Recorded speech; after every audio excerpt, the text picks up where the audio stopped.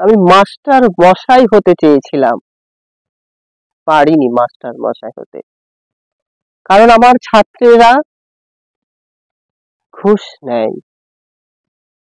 যারা SDO BDO হয় তারা এ টেবিল থেকে ও টেবিলে ফাইল পাঠাতে গিয়ে ঘুষ নেয়। যারা পুলিশ তারা মিথ্যাটাকে সত্য বলে, তারাও ঘুষ নেয়।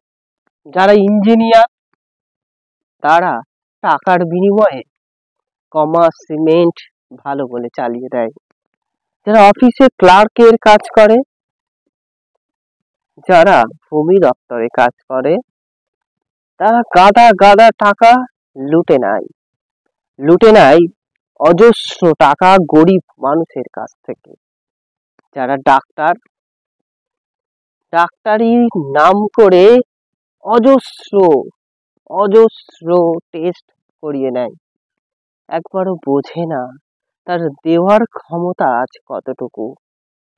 শুধু সবাই নিজের স্বার্থটাকে দেখে, মানুষের বিবেকটাকে তারা হারিয়ে ফেলে। আমি প্রকৃত মাস্টার হতে চেয়েছিলাম, তবুও পারিনি মাস্টার হতে। আমি কি শিক্ষা দিলাম? আর মাস্টার মশাই যাদেরকে আমি তৈরি করেছি, সেই মাস্টার মশাইরা বাবা মাকে ফেলে দিয়ে আছে